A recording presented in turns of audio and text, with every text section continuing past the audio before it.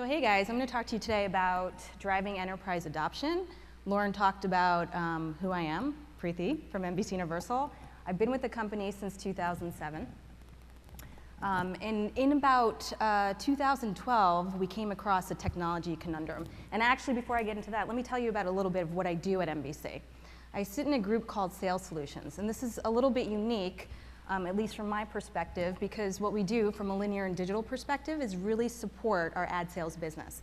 While we sit in ad sales, we support sales, operations, and finance. What does that do? Well, it gives us a holistic view of what's going on in the business. And that's really important when you drive towards an implementation like this. So in 2007, I was brought into NBC to implement Dashboard. Right before implementing Dashboard, we had just finished a transition from Falk. How many of us remember Falk? Do we know what that is? Yeah, not many. I'm dating myself. Okay, Falk, into what we now call DFP Legacy.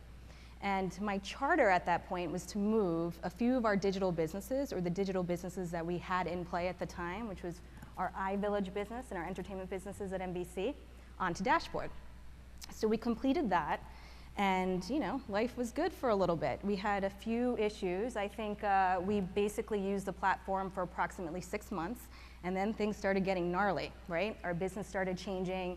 We were moving very fast in the digital space. We were selling many different things. We saw an incline in video sales, and our platform really couldn't keep up with the changes in the digital business, right? That's an interesting time, 2007. In 2012, it's a little bit of a technology conundrum. We knew we had to get off of Dashboard, right? That platform couldn't support our business anymore.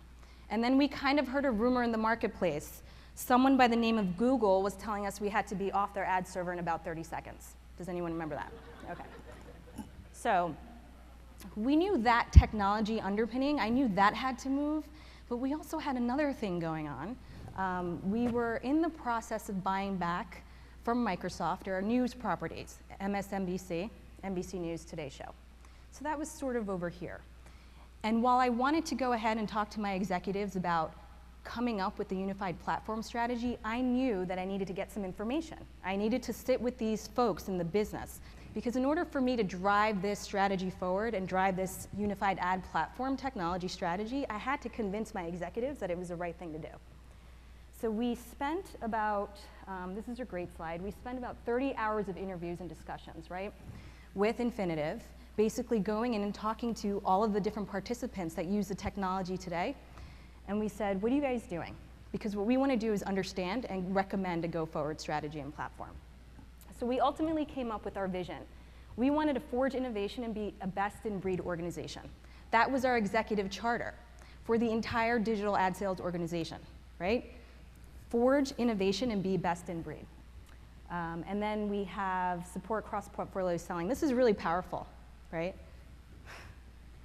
You guys, how was lunch? Good? Okay. So this is really powerful. If we could get, and then we have our sports and local bucket over there. If we could get sports and entertainment and news to work together, right? To look at a cross-platform portfolio strategy, that's powerful stuff. We can actually offer our clients various packages. And we can't really do that unless we have the technology to support it. What else do we know? So we talk about my 3 tenets. It's come up earlier in some other conversations that we have today. I live and die by this: people, process, technology, in that order. People, process, technology. So what else did we find out? We found out that our organizational vision was shared by most people. Most of the folks in the company felt like they wanted to be the best in breed and they wanted to be innovative. The problem was they weren't actually doing anything innovative because they were busy working in Excel, right? They were busy managing their plans in Excel. It ultimately got into the systems, but way later, just to get trafficked. So our talent, really good talent, was underutilized. Process, well, each of those properties had a different process. A lot of manual work due to systems, and it was complicated. A lot of debate in here. Is it complicated, is it not? Right now, in my opinion, it's somewhat complicated. So how do we unravel that a little bit and offer a platform that can give folks a little bit an easier time to manage their business?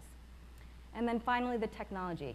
So if If I don't understand the people and I don't understand the process, the technology just supports those two things. So we had our vision. We knew what was going on with the business. What do we do next? We figure out a plan.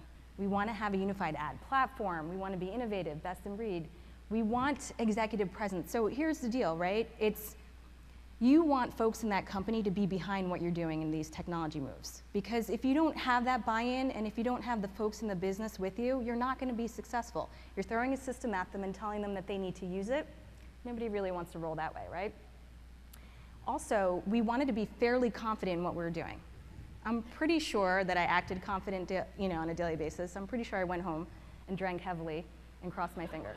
Okay. So what happens after that? Well, we come up with the project, and at NBC Universal, we came up with Project Bayou. Bayou stands for Big Ass Yield Operative Upgrade. And I'm actually thrilled to be able to say that. My clean version of it is Big Ad Yield Operative Upgrade. So Project Bayou is born. Bayou really was our NBC Universal project to create a unified ad platform strategy and to implement those technologies. So then what happened? Okay, we have executive buy-in. We know what's going on. We know what we want to do. We know why we want to do it. Now we got to figure out how we're going to do it. Okay, so, how do we do this? Well, we have to break it up a little bit. When you're talking about moving a company of our size to a new ad server and to a new OMS, and at the time we weren't sure where we were going, we had to take a moment and say, how are we going to do this? We should have some parallel work streams. We also sat down with Bill Murray before we started. I'm just continuing the theme of mentioning Bill Murray up here. We did actually sit down with him and talk to him about the weather implementation. But we broke out our change, or our unification, to 4 work streams, right? Process and roles, talked about this. What are folks doing? Why are they doing it? Product taxonomy and inventory. This one I'm super passionate about. I can't stress enough, this is the core of what we do. Product taxonomy and inventory, supply and demand. What do we have to sell? How are we selling it? And how often is that going to change? I have to say, you'll hear Peyton talk about this later, we achieved great success when we talk about normalizing our product taxonomy in some of our verticals that are more mature in the business place, and in other verticals, we're still working through the best possible product taxonomy. But I tell you what, we have a product taxonomy, and we did not have one in Dashboard. So that's good. It's good. We were using notes to communicate. And of course, this is your basis for all analytics, right? If we set up our product taxonomy correct, we can manage inventory, theoretically. We can manage inventory correctly, right? And we can manage our analytics. OMS, at the time, we were a dashboard shop, but we have a few folks that were on DSM, and we had Microsoft, of course, using their proprietary technology. What OMS is going to be the best for us? And I'm going to say this, Lauren, I don't know if you'll agree, there is not a perfect solution out there. If you go into buying a technology thinking it's going to solve your problems, you'll be very sad and very upset. So, the question wasn't what's the perfect platform. The question really was, for me, what is the platform for us right now that we can implement as we move forward? People, process, technology, our 3 tenets. Always stuck by it. Change is not easy. Remember, we're talking about folks that are used to doing things a certain way. We know how that goes. And we're talking about automating things that folks were doing manually. Some people don't like that. So change is not easy, but if you're consistent in your approach and you're passionate about what you're doing, that's going to offer monumental movement. You're not going to get 100% there, right? You're not going to offer a solution for all of these folks. They're not going to come in every day and high-five you and tell you that you've implemented the best system they've ever seen. But you will have a really good understanding of what needs to be done and what's been done in the past. Ooh, okay, so what happened? So obviously we went with Operative 1, hence why I'm up here speaking. We moved all of our folks, 523 active and AE users. This is as of January 29th. We still have 1 vertical left to move on to Operative 1, right, Rob Peralta? Still, that number will increase slightly. Approximately 3,000 active orders. We launched our first property, which was NBC News Digital, in July.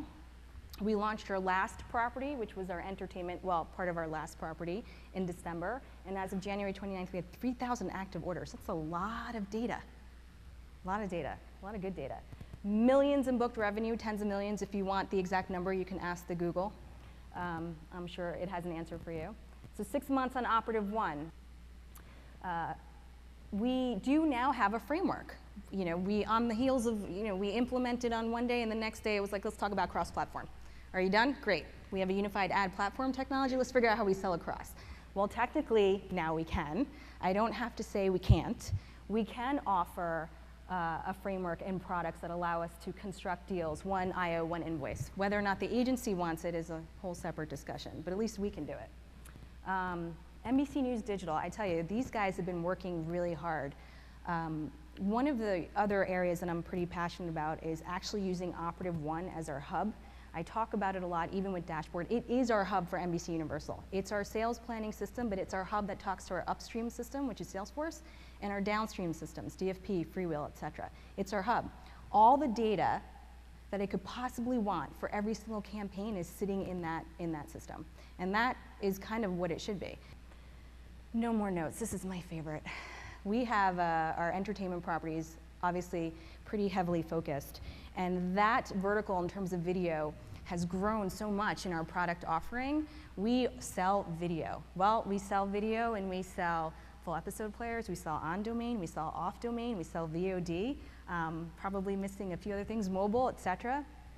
Video and entertainment. Have you guys checked out NBC.com? We all have, yes. NBC.com, NBC, if you watch the channel, how many shows do we have? How many series do we have, right? We have the site show mix concept. I will sell anything and I'll add 10 shows from USA, 2 shows from Prime, throw in a sci-fi and call it a day. That communication between planning operations was happening in the notes field in Dashboard. I mean, literally. I mean, it was in the notes field probably because of convenience, but I'm sure they walked over and sent it in email as well. Think of all that data of what's being sold not being captured anywhere. Think of the fact that we can't manage our inventory because it's all sitting in the notes. So when we got to our entertainment property, I was pretty clear every day, every time we met, we were going to productize their notes. And they were not happy with it. There were many late night phone calls, a lot of bartering. I think I'm up to giving up my 20th born child at this point.